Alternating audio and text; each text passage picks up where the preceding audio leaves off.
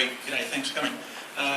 The question would be, if morals come from God and we use those morals to identify good and evil, how do you get around the circular reasoning of using that moral framework to identify the moral framework as good and that God himself is also good?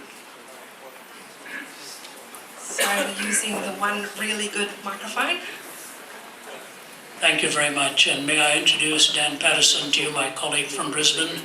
He is a very, very powerful apologist there. He did his graduate work in Australia and then studied at the Oxford Centre for Christian Apologetics in Oxford, and travels around now doing work in Christian apologetics too. So I'll go first and be happy to deal with that, and also Dan, feel free to step in anytime. I don't think the argument is circular, because circularity would be a self-referencing ethic for me.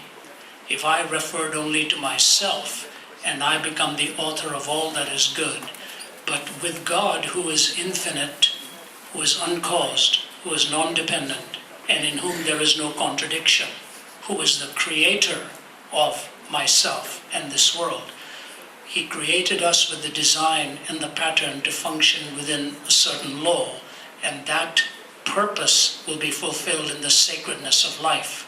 So let me put it this way.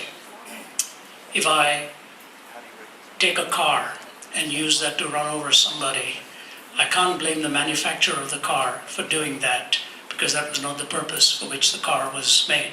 And then I say to the manufacturer, yeah, but this is circular.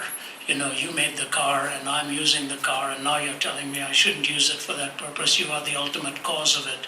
I don't think the argument would work, because God in his transcendence, in whom there is no contradiction, who created us for the sacred and for the purpose of vertical and horizontal relationships, built within us the structure and the law by which we may function and not self-destruct.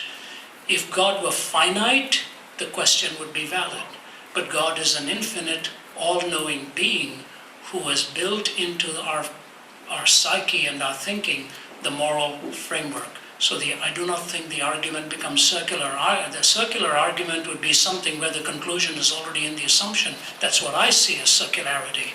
And this is not a circular argument in terms of a philosophical definition of circularity. You assume the conclusion in the assumption. That's what a circular argument is. And this is not a circular argument. This is just telling you, defending for you, that God is the creator of the universe, and in that creator he gives us the patterns by which we may live. That is not a circular argument.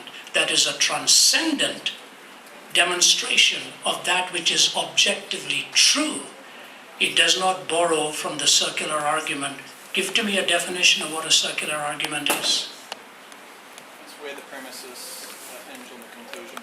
That is correct. And what is the conclusion in the premise here? That the moral law that you have is good. That the moral law that you've been given to identify good and bad is given by God. That moral law is good.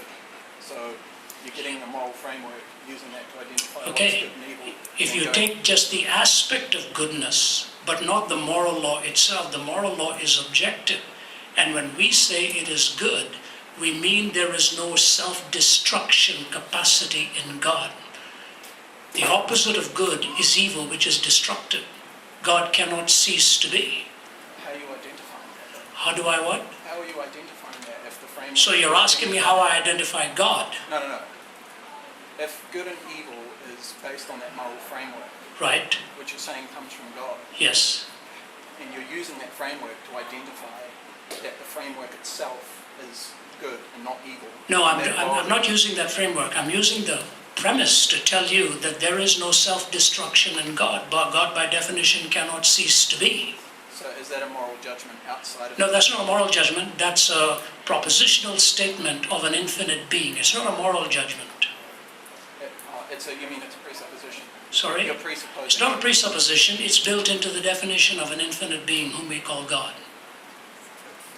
And God is who you're presupposing. Sorry? But you're presupposing that God exists. That's what I'm saying to you. The question hangs on the existence of God. So your question is really different to what you're proposing on the goodness and evil of God. That's because I'm letting the presupposition Yeah, slide in order to that's answer right. moral. So the question has to be raised, how do we know God exists? Yeah, but All right. I'm just letting All that right, go. okay. So you're granting that if God exists, then the conclusion will naturally follow. Yeah. So that's what I'm saying to you.